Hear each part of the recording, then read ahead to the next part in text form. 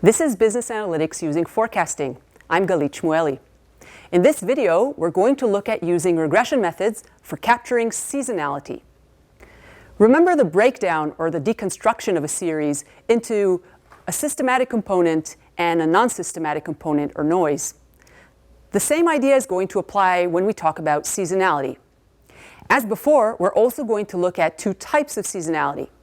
One is when we break our model into additive components, and the other is when we have multiplicative components.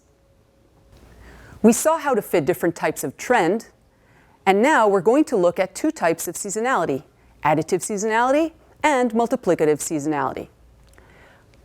For illustration, let's recall our example of monthly ridership on Amtrak trains. In the last video, we found that a quadratic trend did a reasonable job of capturing the trend in this series, but it did not capture seasonality. So now we're going to try and add a seasonal component to our model.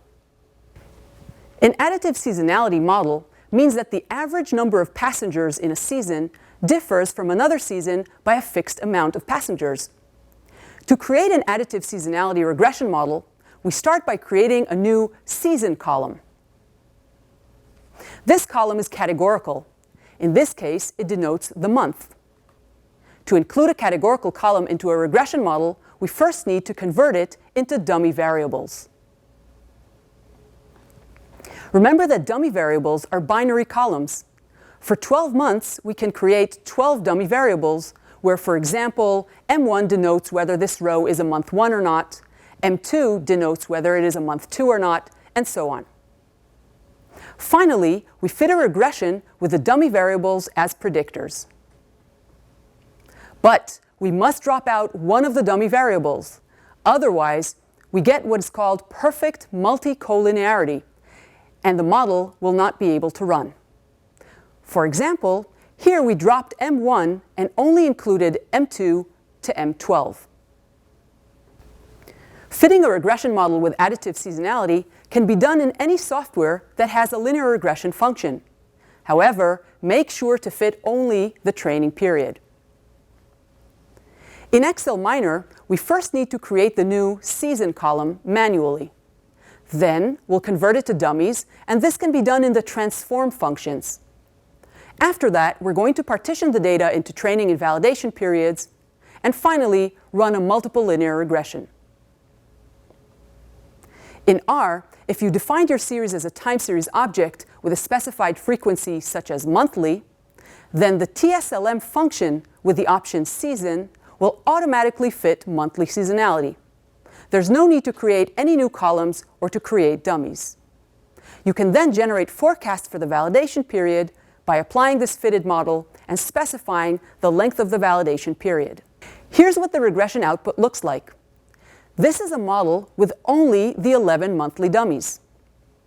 We can see in the performance charts that seasonality is now captured, but the forecast errors follow a U-shape. In other words, we captured seasonality, but not trend.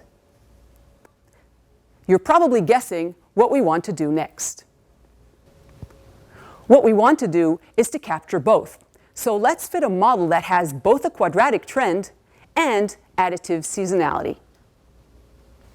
In R, we can simply do this by adding trend plus I of trend square to the model that also already has season. Here's the result of fitting the model with quadratic trend and seasonality. We see the coefficients for t, t squared, and the 11 dummies. From the performance charts, it looks like we've captured both trend and seasonality reasonably well. We can compare the three regression models that we fitted to the monthly Amtrak data. One had only a quadratic trend, one had only additive seasonality, and the third one had both. The root mean squared error, or RMSE, on both the training and validation show that the last model is the best.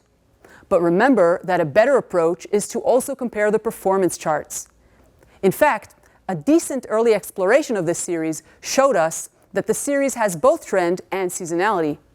So in practice, we would most likely focus only on fitting models that captured both trend and seasonality. We saw how to build a regression model that captures additive seasonality. This means that the difference between seasons is a fixed amount.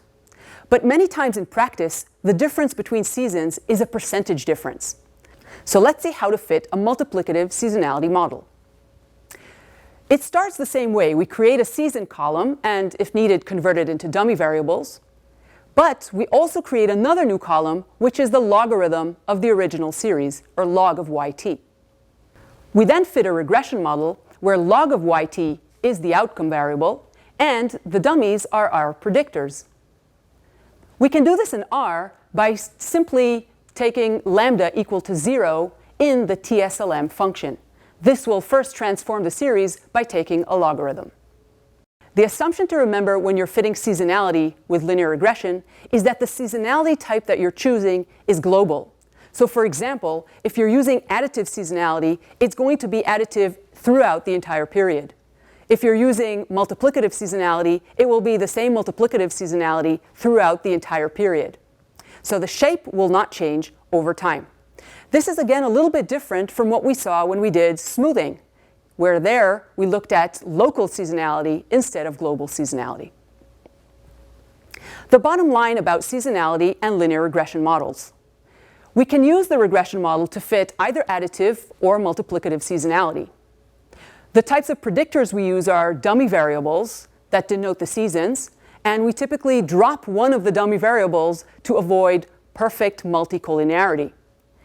The outcome variable is either the original series, if we want additive seasonality, or we take a logarithm if we want multiplicative seasonality. The seasonality pattern, whether additive or multiplicative, will be global, so the same coefficients will be used throughout the entire period. Linear regression is extremely popular in forecasting.